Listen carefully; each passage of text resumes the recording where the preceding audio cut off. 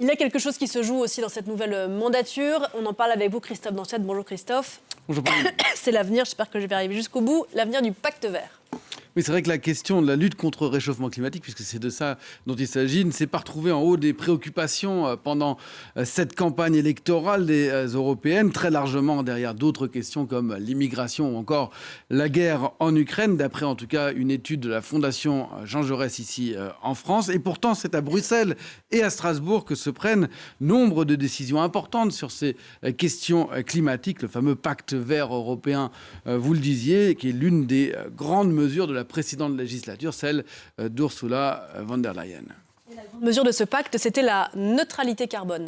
C'était effectivement un ensemble de mesures, ce pacte européen, avec à la fois des financements et des contraintes, avec une feuille de route, si vous voulez, pour parvenir à cette neutralité carbone d'ici la moitié du 21e siècle, la réduction de 55% des émissions carbone d'ici 2030, des objectifs pour l'agriculture, pour l'aviation, et puis surtout cette mesure phare pour l'automobile, l'interdiction des véhicules thermiques neufs à partir de 2035. Il faut dire que pendant cette dernière législature, le contexte a été plutôt favorable, je dirais, avec la crise du Covid-19 notamment, le plan de relance qui s'en est suivi, ce plan de relance qui consacre plus d'un tiers des investissements au climat, 750 milliards d'euros pour le Next Generation EU, c'était le nom de ce plan, et entre 2020 et 2021, il y a eu tout un tas de mesures qui ont été adoptées et renforcées. Mais depuis ce pacte vert, Christophe n'a plus le vent en poupe. Depuis, il y a d'abord eu la guerre en Ukraine et surtout le retour de l'inflation à la suite de cette guerre en Ukraine.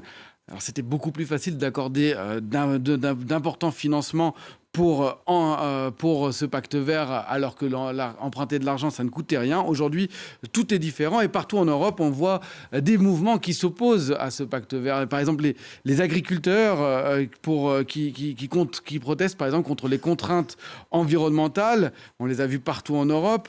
Des forces s'interroger aussi sur l'avenir de la voiture, alors que les voitures électriques coûtent beaucoup plus cher que les thermiques pour l'instant. Voilà pourquoi un certain nombre de partis se sont opposés au pacte vert pendant ces élections. Alors, il y a les formations d'extrême droite, on l'a dit, mais il y a aussi une partie des forces membres de la coalition actuellement qui dirige la Commission européenne.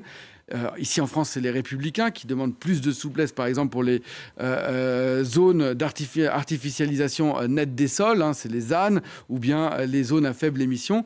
Et ils demandent également de repousser la date de 2035 pour l'interdiction des véhicules thermiques.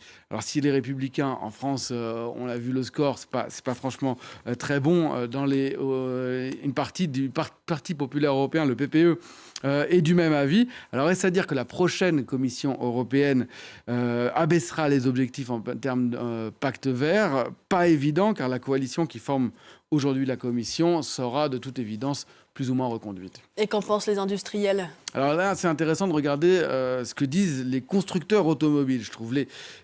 Parce que certes, le patron de Renault a laissé entendre qu'il espérait que la date de 2035 soit repoussée, craignant que l'industrie automobile ne soit pas prête.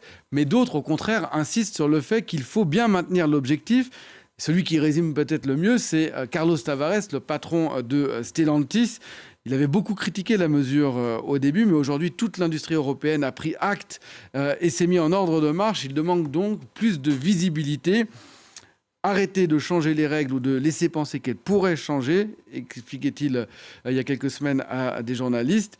J'ai lancé mon avion en pleine puissance sur la piste d'envol. Il ne faut pas couper les réacteurs maintenant, sinon l'avion tombe. L'image est très claire du patron de Stellantis. Et d'ailleurs, pour le secteur de l'aviation, c'est un peu la même chose, même s'il est peut-être moins concurrentiel au niveau mondial. Mais Airbus s'est emparé du sujet pour essayer d'avoir des objectifs en matière de carbone.